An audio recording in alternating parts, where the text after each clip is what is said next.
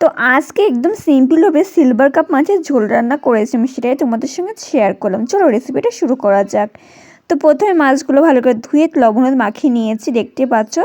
তারপর কড়াই দিয়েছি বেশ খানিকটা পরিমাণে তেল। এদিকে কিন্তু আমি আলু সিদ্ধ করে নিয়েছি। তারপর মাছগুলো ভেজে তুলে নিয়েছি, সেটা তোমাদের সঙ্গে শেয়ার করলাম না। তারপর মাছ ভাজার তেলে আমি দিয়েছি কিছুটা পরিমাণে জিরেটা দিয়ে হালকা নাড়াচাড়া করে দিলাম। তারপর আলুর মধ্যে সামান্য পরিমাণে লবণ দিয়ে কয়েকটা কাঁচা লঙ্কা মাঝখান থেকে চিড়ে দিয়েছি।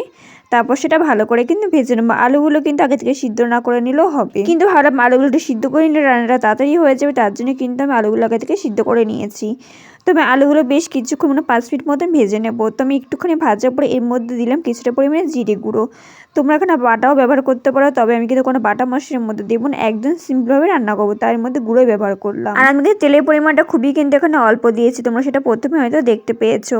তো আমি কিছুটা পরিমাণে জল দিয়ে 5 মিনিটের জন্য ঢেকে দিচ্ছি। আমি ঢাকনা তুলে এর মধ্যে সামান্য পরিমাণে দিলাম কিছুটা লঙ্কার গুঁড়ো দিয়ে কিন্তু ভালো করে নাড়াচাড়া করে দিলাম। আলুটা কিন্তু আরেকটুখানি সিদ্ধ হয়ে গেছে, মানে আমি কিন্তু 50% সিদ্ধ করেছিলাম, তার জন্য সামান্য পরিমাণে জল দিয়ে ঢেকে রেখেছিলাম যাতে আলুটা পুরোপুরি সিদ্ধ হয়ে যায়। আমার মাছ ভেজে ভেজে অনেকটাই কিন্তু তেল ছিল, কিছুটা তেল আমি তুলে রেখেছিলাম, তারপর কিছুটা তেলেই কিন্তু আমি রান্নাটা পুরোটাই করে ফেললাম। এই সিলভার কাপের মাছের মাথাগুলো কিন্তু বেশ বড় বড় ছিল, তার জন্য কিন্তু আমি যাতে ভাজতে সুবিধা হয় তার জন্য একদম মাঝখান থেকে একটা করে কেটেও নিয়েছি।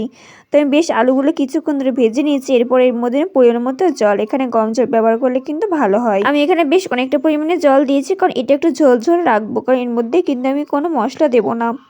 তো আমি জলটা দেওয়ার পরে 10 মিনিটের জন্য ঢেকে দিয়েছিলাম। 10 মিনিট পরে ঢাকনা তুলে দেখতে পাচ্ছি ঝোলটা ফুটে উঠেছে। এরপর এর মধ্যে দিলাম মাছগুলো দিয়ে আরও 5 মিনিট জাল করে নিয়েছি। তারপর ঝোলের থেকে কাঁচা লঙ্কাগুলো আর দুটো আলু তুলে ডলে কিন্তু আবার ঝোলে কিন্তু দিয়ে দিয়েছি। আর লাস্টে দিয়েছিলাম গরম মশলা, যেটা ভিডিও করতে একদমই ভুলে গেছি। ব্যাস রেডি হয়ে গেছে সিলভার কাপ মাছের ঝোল। খেতে ভীষণ দারুণ হয়েছিল, তোমরা কিন্তু আজ বাড়িতে অবশ্যই ট্রাই করো, দেখে আর লোভই লাগছে। আর আজকের রেসিপিটা কিন্তু যদি ভালো লেগে থাকে এটা কিন্তু অবশ্যই সাবস্ক্রাইব করে রেখো। বাই।